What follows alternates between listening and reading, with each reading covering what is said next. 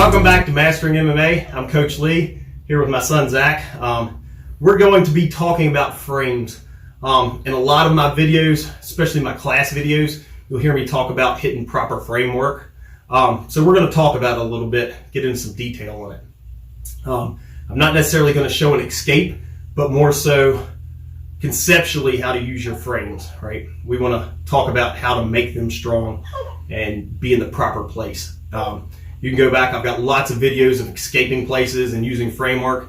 This is just some detail into it, so when you see these other videos and the future videos, you're going to know what to do with your frames instead of just like, oh, I'm framing and doing the framework wrong, which is going to destroy a bunch of escapes and such.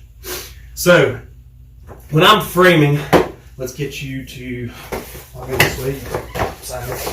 When I'm framing, in general, let me get you just a setup like that. Okay, that's perfect. So in general, when I'm framing, I don't want to be out at the wrist, right? So if I'm framing on his hip here, come down in side control, right? And I'm at my wrist, he can just turn this hip down and just collapse in my frame because I'm weak at that wrist, right? If I'm pushing here, I'm weak, right? Now, if I get his whole body at the end of my bone structure here, where this forearm isn't going to affect any, or isn't going to take any of the weight, it's all on my bone structure here, that's super strong. So if he comes in here, right, he can put all his weight on that, go ahead and smash it, right, I can hold him pretty easy, right, he's not gonna smash me very easy here. And he outweighs me about a lot. We're probably talking, what, 85, 90 pounds? Right, so this is a large weight difference, right? I'm never going to meet anybody his size in my weight class, especially if I'm cutting weight to where I fought. So he would have to cut weight to hit heavyweight. I was cutting to 55, so I wasn't dealing with anybody near this size, and I'm still able to hold him there. The problem with this is if I'm here, right, sit up for me for a second. If I've got this framed on his hip, and it's at the end of my bone structure, which is where it's the strongest, while I'm very strong there, this is easy to defeat, right? Because he's down, once he drops down in side control, if he grabs my tricep, and pulls my arm away, yeah, that's easy to yank out because it's very little contact area, right? The other thing that's easy to do here is if I'm framed here and I don't have a frame with this leg, is just drop this side hip and my frame goes away completely, right? Most of the time when he does that, he's going to catch my tricep as he goes by, right? So I'm here, right? I got that. He's good, and now this arm is pulled out. If he steps this knee underneath my shoulder, now he's got this arm trapped really good, right? So he's in a great spot here to start isolating this arm. He's already starting to attack it here. So when I frame, I want to be closer to the elbow than the wrist, but I don't want to be right on the elbow. I'm usually looking to make my main contact point probably about here, right? I'm still really strong, right? Because the further out I come on my wrist, the weaker I am, or my forearm, the weaker I am. Just like if you think about if I was standing there, say I was standing holding a weight, right? If I hold it close, say I got a 20-pound weight, if I hold it right in my chest, I can hold it for a pretty long time. If I move it out here, it's not going to be as long. If I hold it straight out, it's going to be way less, right? The further away from my body my arms get, the weaker they are. So the further I move his weight away from my core, the weaker I'm going to be, or my bone structure, which is what I'm trying to use most of all with my framing, right? I don't want to use a lot of muscle. I want to be more relaxed at that point. So when I'm framed here, right, so I'm usually looking to get about right there on his hip bone. So when he comes in, right, he can start to try to smash with this side like he did on the first one, right? And I'm pretty strong here, right? I'm starting to move him off, right? He's able to start to bend it some, but it's not a lot.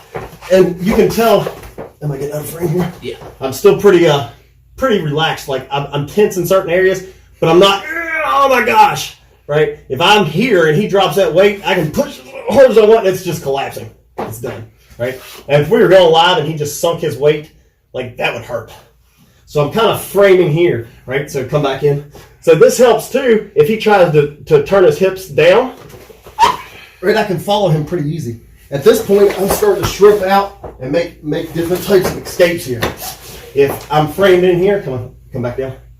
Like that. If I'm framed in here and he tries to yank my tricep, right, I'm still pretty strong in here. He's moving it, but it's not coming completely off his hip as he yanks it, and then I'm just driving it right back into where it was, right? So since, if you sit up for me. So they can see the as he's pulling, right? So his hip bone's about right here on my arm. As he's pulling, it's coming about my elbow, but my elbow's still on his hip bone, so he can't drop that hip, right? And then I'm immediately sucking it right back into where I want it. Another thing I do a lot when I frame here is, let me turn here, is when I'm here, is I kind of cup my fingers, so if he starts to take his hips this way, I can start to walk towards him head.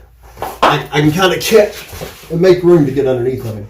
It buys me a extra split little second, which is big in combat sports, right? We work in fractions of seconds. So I'm looking to get his weight right about here with my framework. And that's the general purpose, whether I'm framing on, he might be in mount, right? If I'm framed out on his leg here, right, I get his head, that's still the same spot I'm kind of trying to connect, right? It makes it hard for him to yank my tricep out, or even if he grabs my wrist, right? It's hard for him to get that out, right? It's hard for him just to step around it, right? It gives me all kinds of room. So, in general, can't slid down there. In general, that's where I'm trying to get that frame at. So we'll go back and we'll talk about side control a little more. Before we say, what angle did you want to show? Rotate to the other side so that they can see. This way? Yeah. So he was saying he thought it might be hard for y'all to see. Right, so I'm framed here. This kind of cups here. Go ahead and drop your weight down. Right, I can move him here. Right, this is hard for him to drop his weight. I've got good framework here. Notice the frame on the neck jaw line area. This frame's nice and solid. This is hard for him to pass. If he goes to yank my tricep, right, it's pretty easy for me to keep it in. And even though he's moving it, it's not coming off his hip. Right, if he can move it off his hip, that hip just drops down, or he traps on arm if he can yank it all the way up, whichever happens. If he can't yank it all the way up, if he pulls it and he just sinks this hip, right, now my arm's isolated, right? I have no, all right, give me a break. And then life gets miserable underneath of him. It's hard to talk with him on top. So that's where I'm looking to go with this frame. Now, side control, I use this in half guard too, is I frame across the neck, upper chest, jawline area, depending on what I can get to. Preference is I want to get into the neck.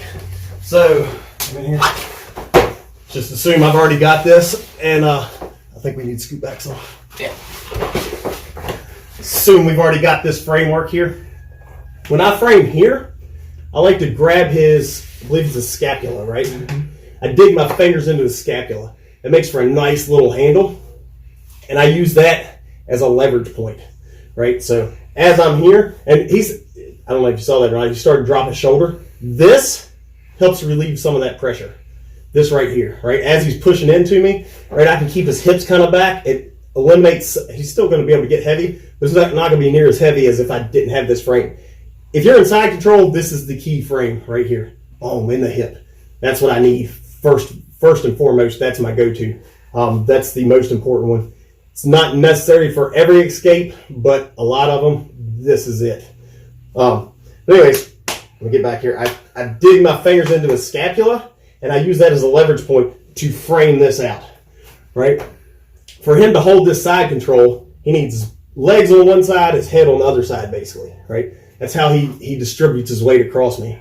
And he's locking there. I don't care. If I've got this, right, go ahead and squeeze down. Get your head down as far as you can. Right, this is a pretty good frame here. Right, I can move him pretty easily. Notice my voice really didn't change. He's in here pretty tight. He's squeezing. He's actually go ahead and drop your weight. Like right here, this is, go and drop it. This is kind of miserable, right? But I can come here. And now I've got breathing room. And as you can see, I'm starting to fight my knee in to start a new frame. Right?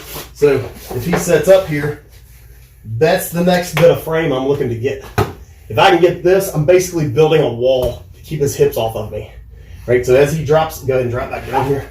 As he drops down, go ahead and put all your weight on me. Smash me here, right? So he's squeezing with his upper body, but his hips aren't on me at all, right? I don't even have this frame in here. I'm still talking pretty well. So that's what I'm trying to do, is enter this in. And then the same concepts apply, right? Out on the foot, I'm weak, right? I want to get in probably his hip bone about right here, right? I don't want it right on the knee. If it's right on the knee, once again, it's easy for him to do that, or he might just be able to switch his hips, right? If this frame isn't in deep at this point, he's go the other way. If he drops this hip, now he's beat that, right? Now he can slide his hip right back in to my hip, and he's beat that whole frame. He's eliminated. It's gone. I did a lot of work for nothing, and he's smashing me again, as you can hear in my voice. So we're trying to get these frames in, and these frames are strong.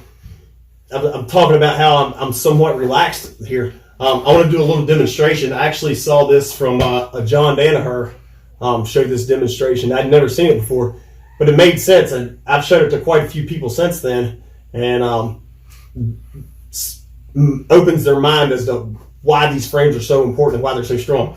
So if I make, right, my elbow to knee connection here on both sides, from the top side control, if I can get frames in here, right, he can go ahead, he can put all his weight on me, right? He can come completely off the back here, lift your feet up, everything, right?